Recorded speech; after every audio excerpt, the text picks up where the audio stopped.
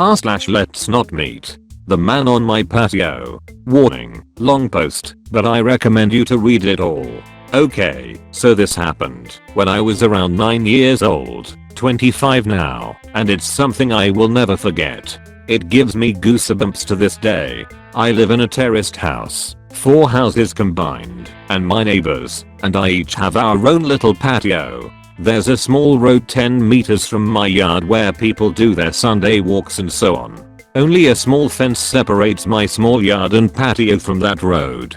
I live in a pretty crowded area, with several of these terraced houses spread around in my neighborhood, so seeing people walking on that road is pretty normal for me. Seeing random people standing on my patio is not. When I was 9 I usually got home from school about an hour before my mom got home from work. I live maybe 50 meters away from school, so my mom figured I was mature enough to be home alone for around an hour before she got home. This one day I got home from school. I did the usual thing, which was to make sure I locked the front door and double checked that the back door leading to the patio was also locked. I was 9. Being alone was a little scary, even though it was in the middle of the day and only for 1 hour. I then rushed to my room upstairs to play as much PlayStation as possible before my mom came home and made me do homework. While playing, I heard this noise coming from outside my window. My room was located 1 floor over the patio, with a view to the road I told you about before. It was kinda like the sound of a cat. But my cat had been missing for over 3 months. Hope sparked and I thought, OMG, did he finally come back?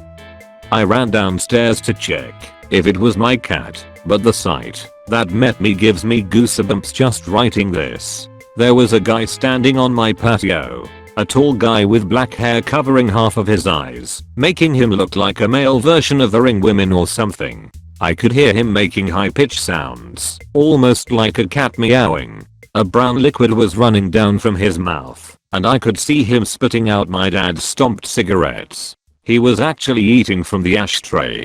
I was frozen observing this, eventually snapped out of it, and screamed so loud that the man must have heard it. He didn't react, he kept on eating from the ashtray. I ran upstairs to my room, locked the door, and called my mom, who then called the cops. I've never been more terrified in my life. Laying in bed under my sheets, shivering with fear, as I hear these creepy high-pitched noises from the guy eating cigarette stomps from the ashtray on my patio. I kinda blacked out for a moment, because the next thing I remember is the police arriving on the road by my yard. I hear them talking to the guy, saying stuff like, "What are you doing? Get over here, or we will come down and arrest you," and so on. He didn't respond, but the high-pitched sounds was more frequent and louder. I decided to look through the window, feeling safe now that the cops were there. I could see 2 police officers standing by my fence, 1 man and a woman. I did not see the creepy man, however, because he was standing directly 1 story under me and my field of view.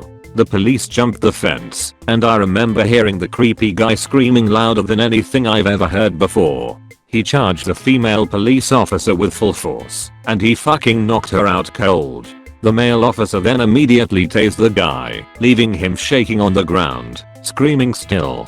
The policeman struggled to keep him on the ground while putting handcuffs on him, but eventually made it. After a while he managed to wake up the female police officer, who seemed to be badly hurt. He called for backup and an ambulance, and then he sees me standing in the window above him. The expression on my face must have been something else, because he just looked at me and said, "I sure as hell hope you didn't see all that." I started to cry. By this time, neighbors started to arrive, wondering what the hell was going on. One of my neighbors, an elderly woman, made me come down, and she took care of me until my mom came back home. The police took the creepy guy with them in the car and left.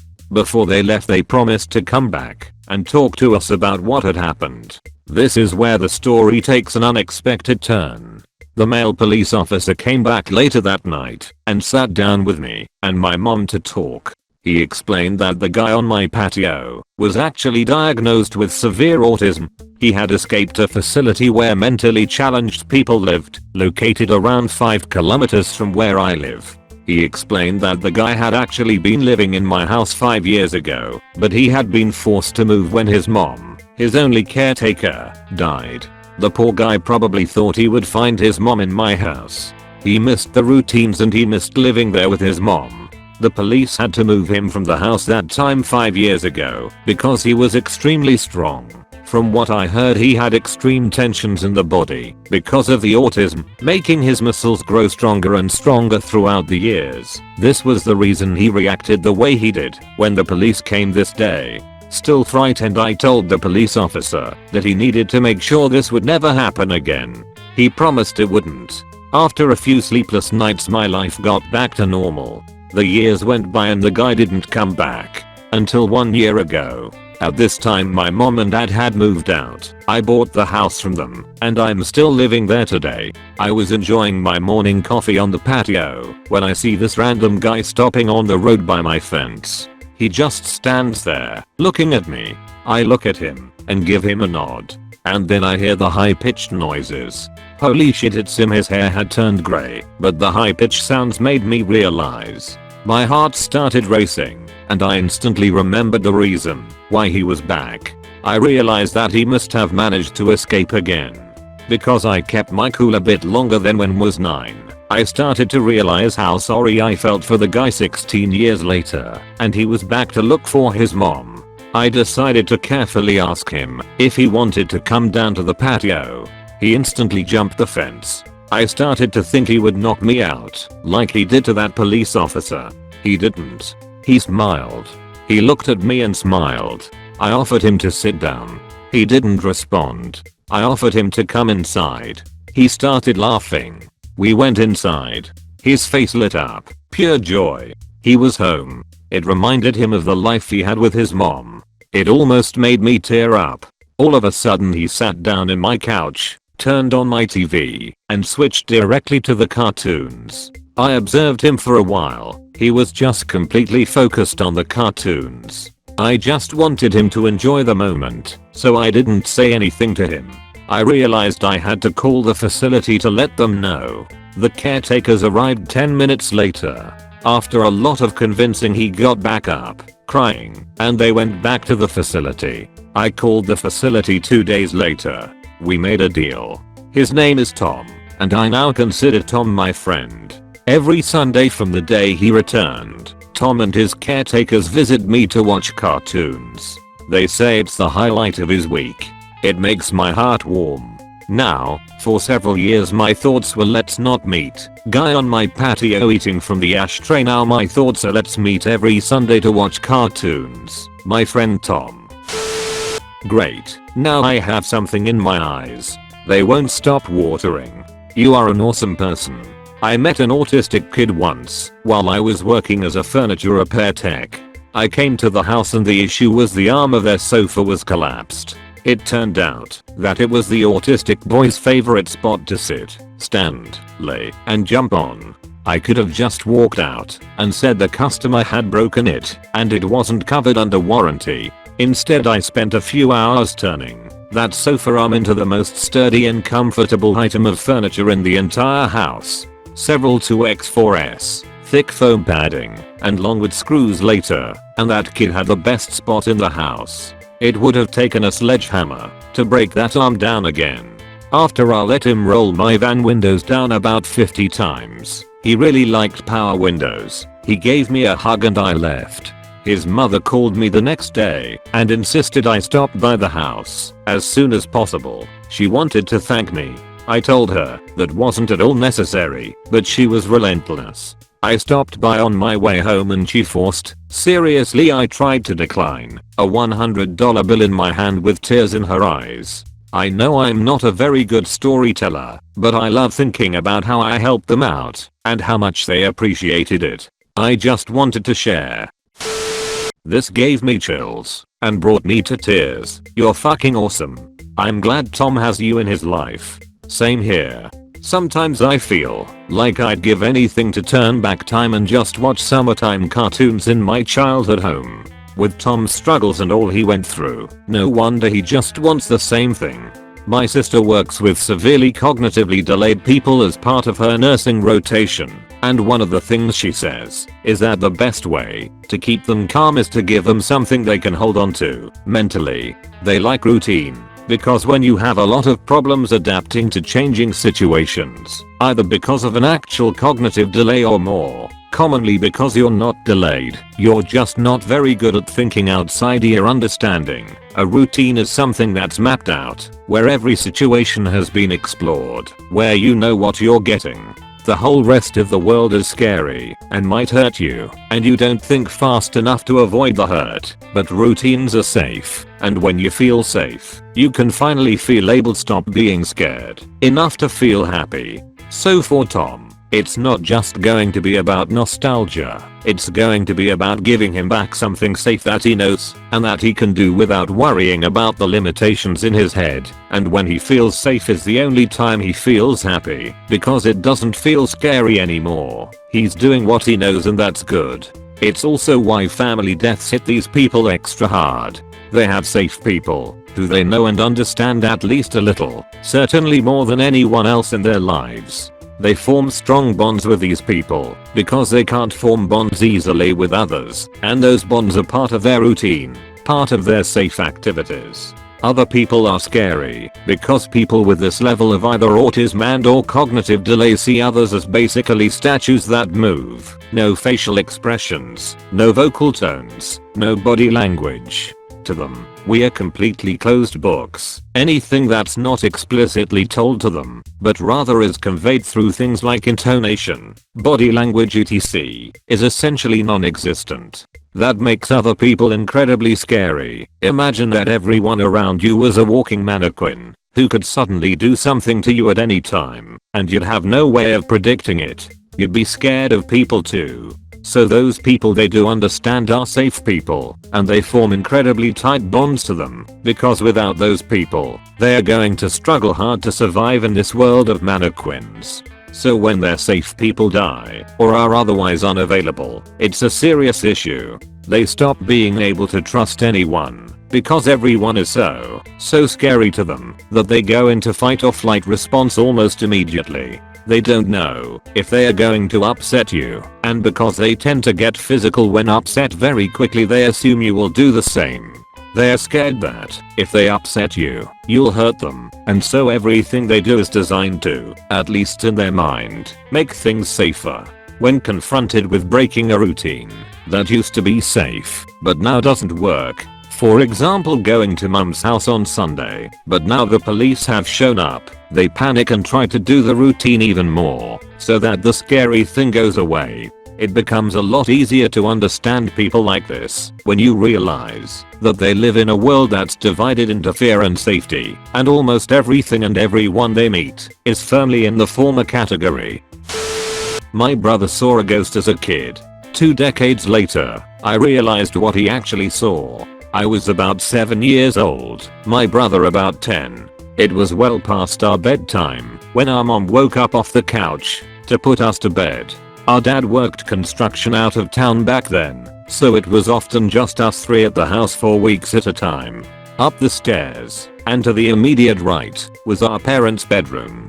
Going left put you in the middle of a hallway.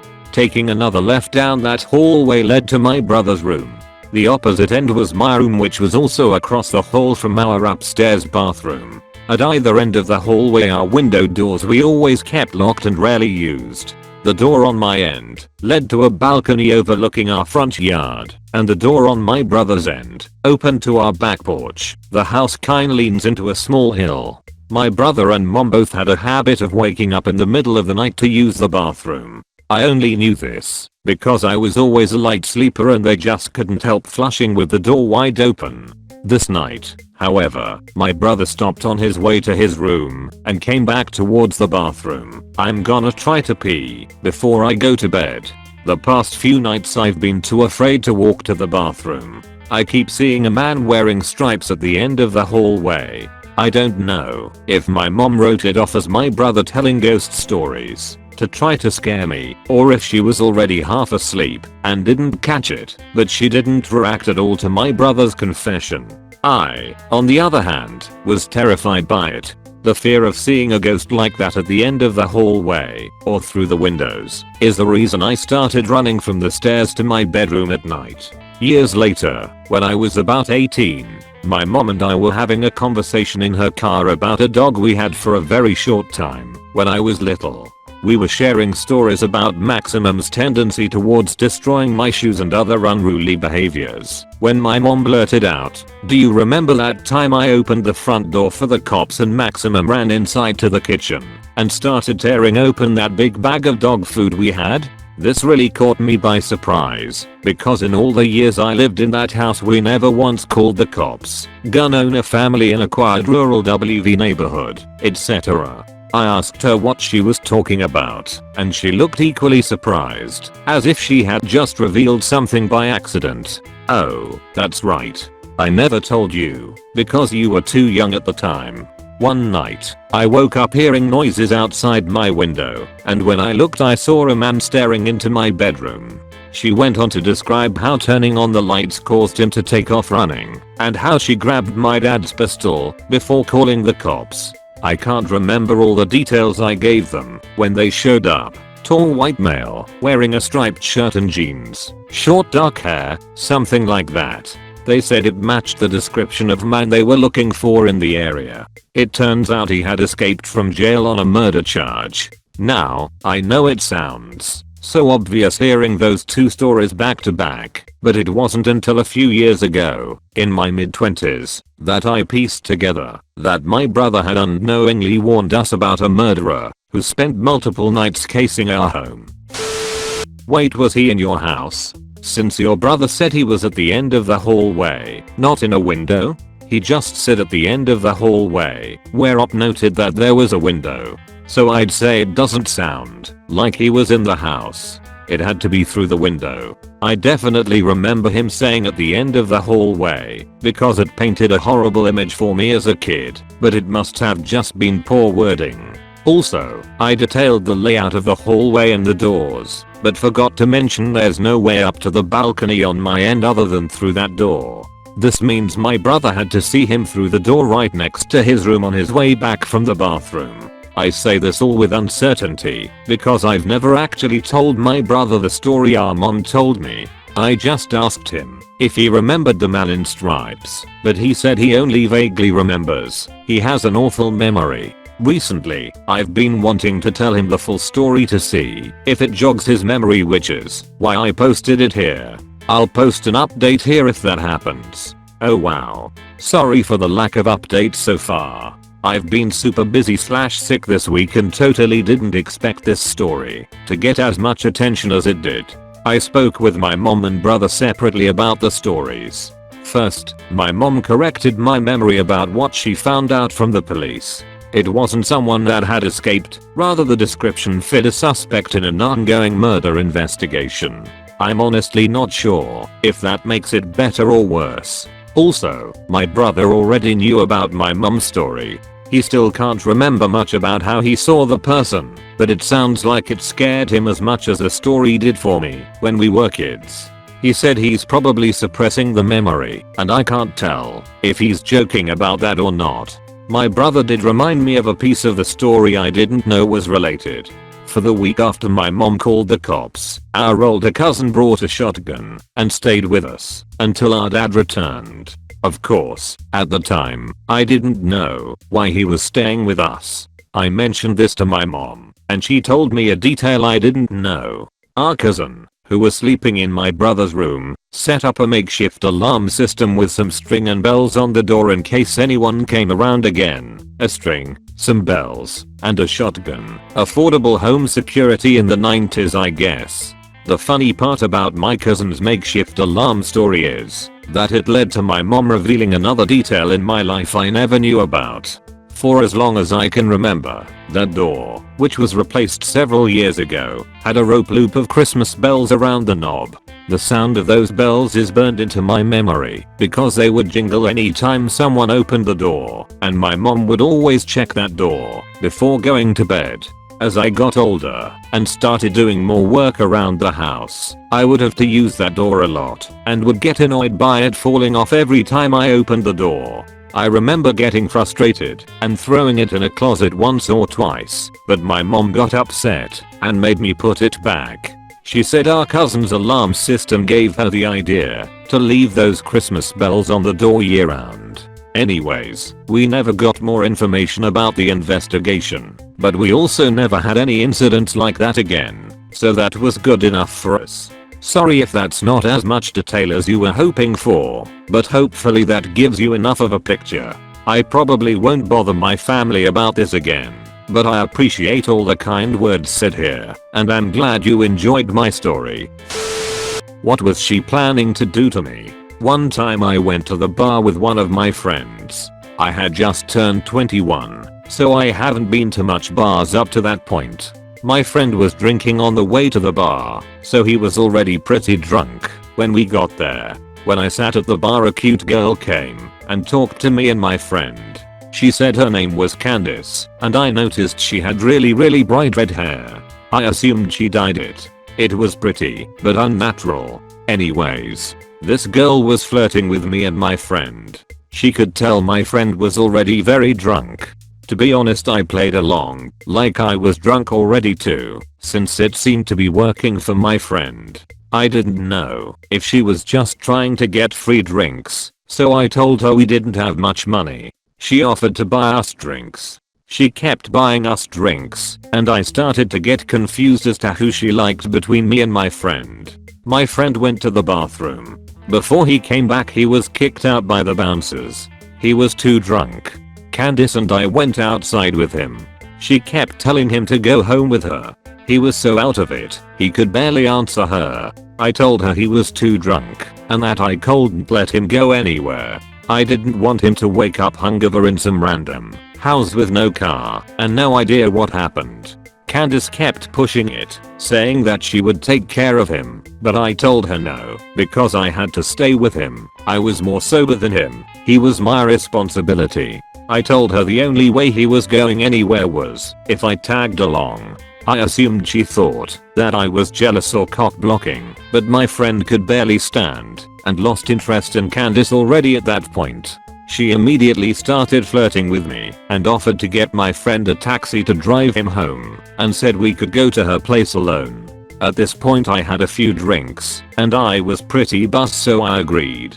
We took my friend to the taxi and walked to her car. I slightly stumbled on the way to her car. "Wow, you're pretty drunk, huh?" she said, smiling as she held onto my arm. "Yeah," I said. I don't know why, but I just felt slightly shy and anxious. Everything was just happening too easy for me, so I felt uneasy. We got in her car, we drove down the street. "Wanna stop at the liquor store and get some more to drink? I'll buy it, so don't worry about paying," she offered. I didn't want to drink any more than I already did. I was already buzzed and wanted to be able to carry myself throughout the rest of the night.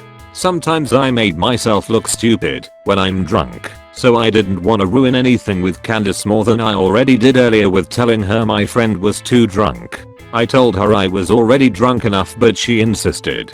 I didn't want to seem lame, so I told her to get me a pint of liquor with some apple juice to chase it. She went in the store and came out with a lot more than just a pint. I assumed she wanted to drink more also, and that's why she got a fifth instead of a pint. On the car ride we passed the bottle back and forth, but she took tiny sips. I tried to take tiny sips, but she kept passing me the bottle and telling me to drink. I somehow managed to drink all of my apple juice and pretend to drink the bottle by spitting the liquor in the apple juice bottle. I tossed the apple juice bottle full of liquor out the window before she saw it.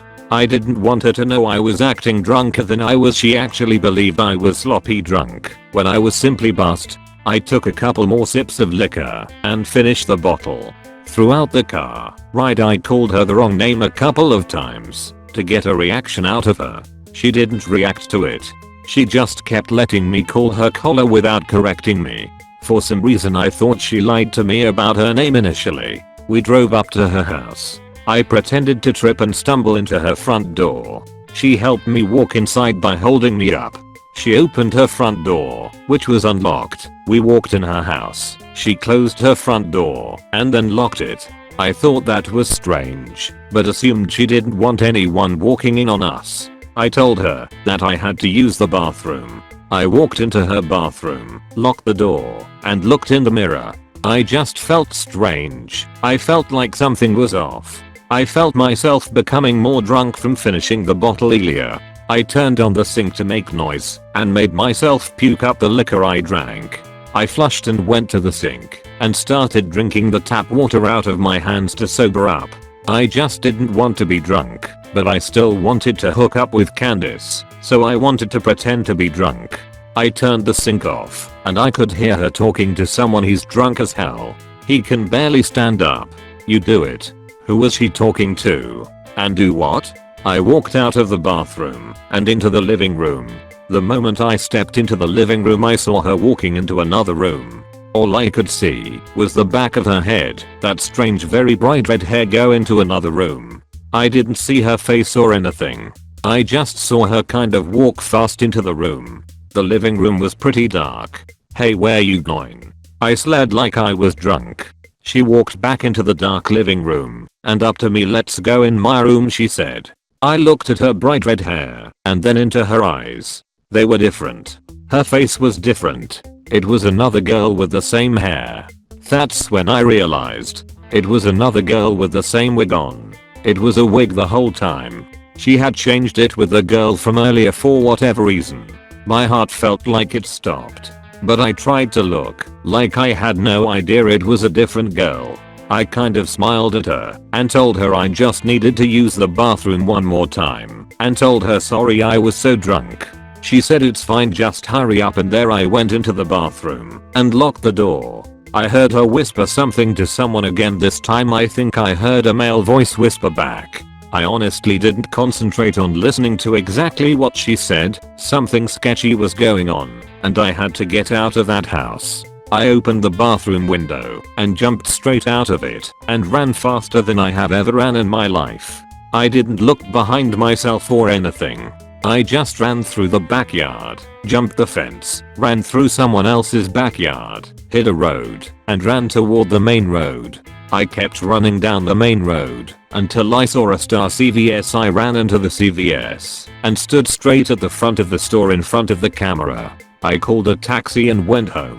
I try to think what happened that night. What was she or they planning that night? Why did she tell me a fake name? Why was she trying to get my friend and I so drunk? I thought maybe a robbery, but she kept spending money on us. She kept buying us drinks and even paid for my friend's taxi cab. And mostly, why did she wear a wig that she gave to another girl to wear? Who was she talking to? What did it mean? And what was in that room they tried to lure me into? Edit. The next day after this incident, I went back to the house with a couple of friends to see just what was going on. Nobody was there. No cars, no people, nothing. Just an empty house. I ended up finding out that the house was a summer rental, and whoever those people were, they broke into that house and used it for only that night and never came back. Thank you so much for watching the whole video. Please leave a like and subscribe.